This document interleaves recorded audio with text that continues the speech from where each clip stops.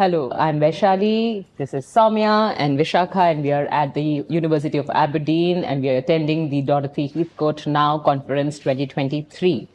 It's been a fabulous 4-day experience for all of us here at Joy of Drama.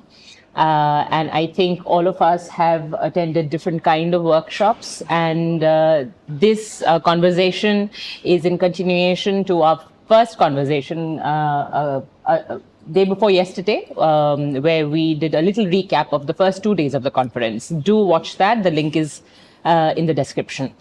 So today is the last day. It's a sad day because it's all ending, and we have had such an enriching experience. I think we cannot stop talking about it, but we'll make the shot. And let me start with Sowmya. For the last 2 days, what have you been doing? So last 2 days have been the most fabulous, I must say, because I got to attend Cecily's workshop, and yesterday and today I was with David for an exploratory workshop on mantle and the conventions in mantle. So the best part about Cecily's workshop was Vishakha and I were together, and I mean, we didn't even know how she went from one convention to another. It was such a beautiful flow. And it was like she kept on saying, I haven't planned anything. But it looked like so seamless that and we loved the whole thing. And the towards the end, we had done so much. And by the end of that 1.5 hour, we not just knew each other's name, but we knew what their strengths were. Where they came from. Where they came from. Yes. And we had already devised a hello and a goodbye ritual so she was majorly working on broken rituals. And I think Vishakha can add on to the broken ritual part a little. I mean, so just sort of talking about how this entire workshop, this entire conference is sort of seeming to me is, it's an amazing mix of abstract and concrete ideas for drama, because there are many first timers, there are many experienced teachers, there are many teachers who only work in schools, there are many teachers like us who do not work in schools per se, unlike you. I mean, I don't. And there's something for everyone. And yesterday when I did the Cecily's workshop, it was like a reconfirmation that it's okay not to know sometimes what you want to do in class, and how you still can practice stitching one thought to the other or stitching one convention to the other. And at the same time, the same day, I go to Tim's workshop, and that gives you clear structure. That gives you clear idea about, okay, how to plan a convention for your class. How do you plan in advance every little step that you will take with your children? Nothing is going to be unplanned.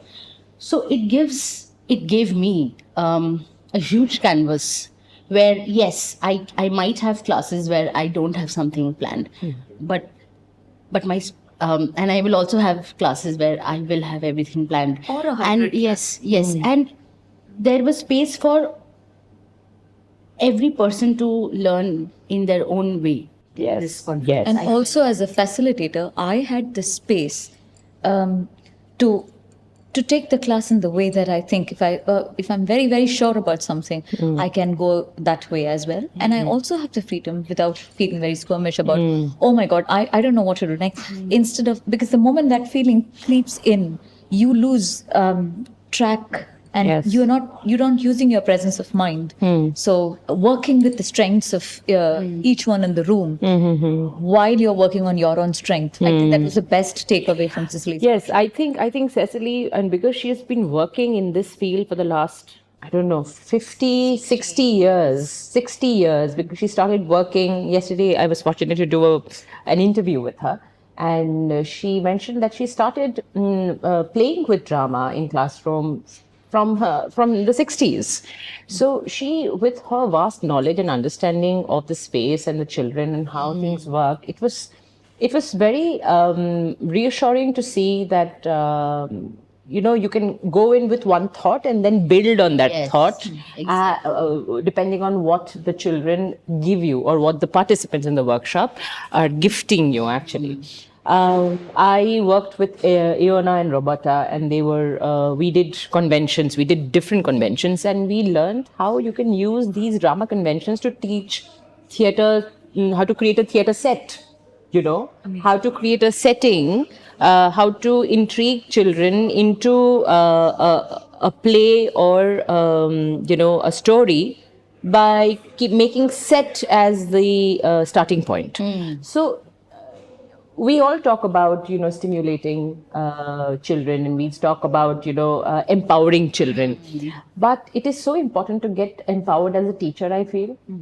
And I think conferences like this empowers you. You may think that you're doing a lot, and you know a lot, and you're practicing a lot, but then in conferences like this, when you're meeting different kinds of people and you're meeting different practitioners who you're working with, there it ensures you that Yes. you may you are on the right track, or you may be on the wrong track, but there's always a way to the right thing to I do. think this is something that I received where every facilitator I did a workshop with, I was like, okay, I am doing the right thing. Yes. But yes, now I have more Structure, and yes. technical knowledge. I have actually seen them do it now for the first time.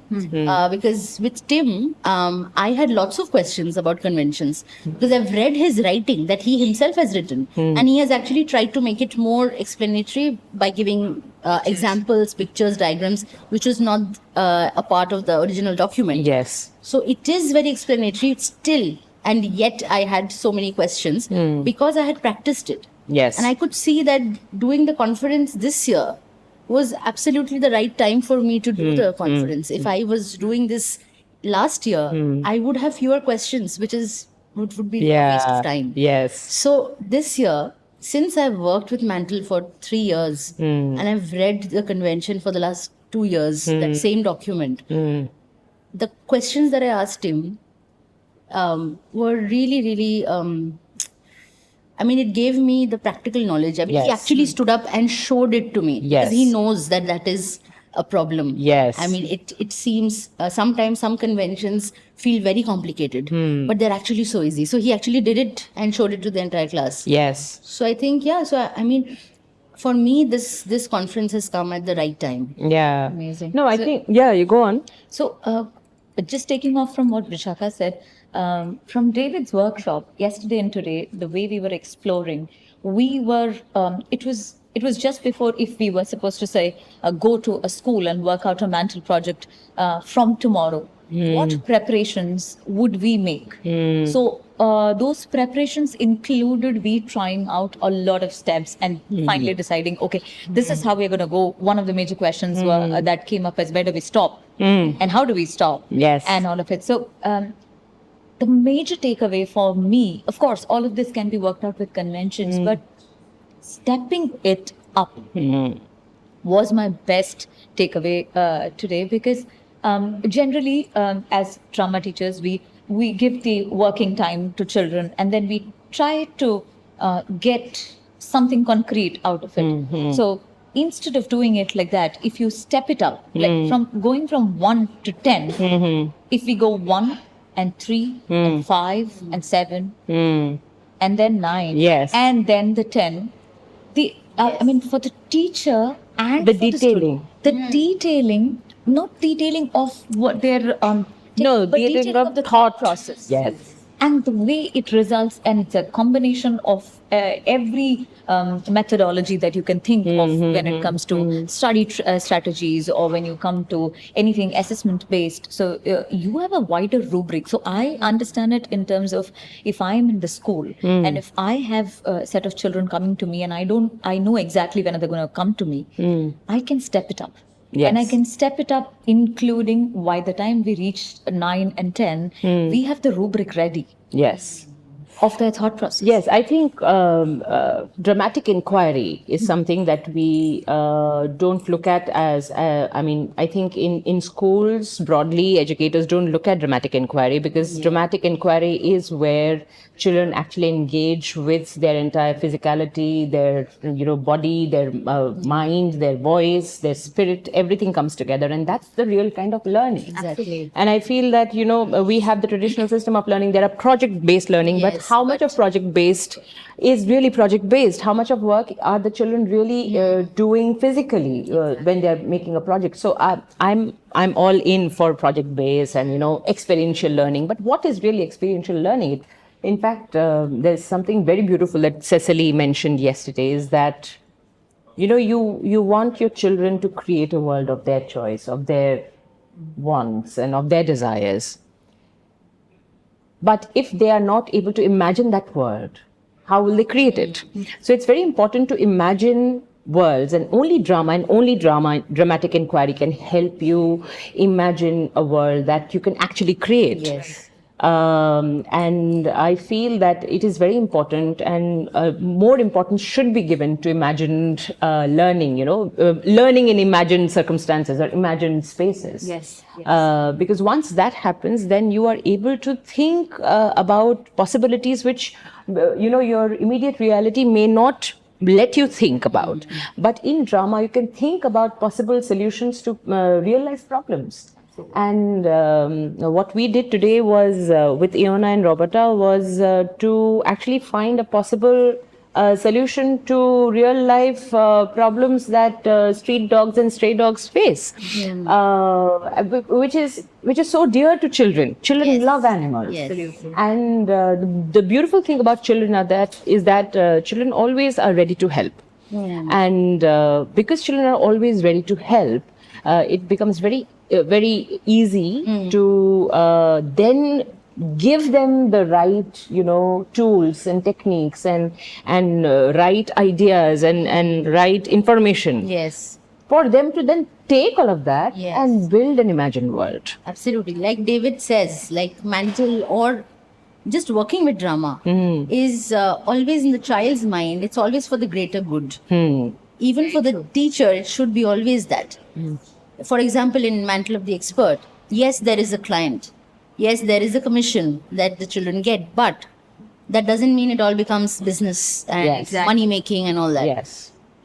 We will have to design it in a way where we are talking about the greater good. Because children love that. Yes. The responsibility, the humanness. I think drama, many have said this, that drama brings out the human in you. Drama makes you more human. Absolutely. And I think this is so important in today's day and time where people are constantly, being isolated. As we grow up, there's so many adults that I see, they feel isolated all the time, detached all the time. And I think drama is, and when they come for a drama, workshop or a theater workshop, they find themselves suddenly. So what beautiful way of finding and staying with yourself when you're growing up with drama. Also when all over the world the same kind of rhetoric is happening, be it environmental or mental health or say sustainable goals and all of it. So then they are able to connect with what exactly are the future views and where do you take your world forward. Then it doesn't seem to be like a distant reality. Yes. And this whole thing about, if you're doing drama, then you are only in your imaginary space and you are not out of it. It's not true. It's myth actually, because when you are in drama, you are really connected wholeheartedly to the human that you are. And I feel this conference has really, really enriched our goals. It has made us more aware and conscious as teachers, and we not just hope, we decide to take all of this that we have learned into our classrooms and work with our children, because it's important to look at the greater canvas that drama, sets for us, and it's important that children get to paint on that canvas with the colors that they choose to paint with. Any last thing? We've really heard so many one-liners from so many teachers. We keep making notes. The best in the drama for education. Yes. I think, not a quote, but something that I to end it with is that I've been exposed to a larger vocabulary, not in terms of just drama in education, but just the way people talk about drama, just the way people Perceive. perceive drama in education, and to be in that periphery of those words. Yes. Now those words are in my mind. Yes. And it has given me my own new vocabulary that I can use, and I can actually we can go back and because we don't get that vocabulary. Yes. We are not exposed to that. After just experiencing, one just a glimpse of the potential that drama has when it comes to learning, I just can't wait to go over there and try to explore it. At least and you've been reassured as to what you are doing can actually lead to something which is very bigger and productive in nature. So we have actually it's just still the day is still on. Yes. There's still one more workshop. It's Cecily that I'm doing, and you are doing with Steve Eriksson from Norway, and we are really kicked about these workshops to end the conference with. But I think we are going to stay soaking in this learning that we have just had over the last 4 days, and bring it to all our children and all our parents and all our teachers back in India. So thank you very much. Thank you. Thank you.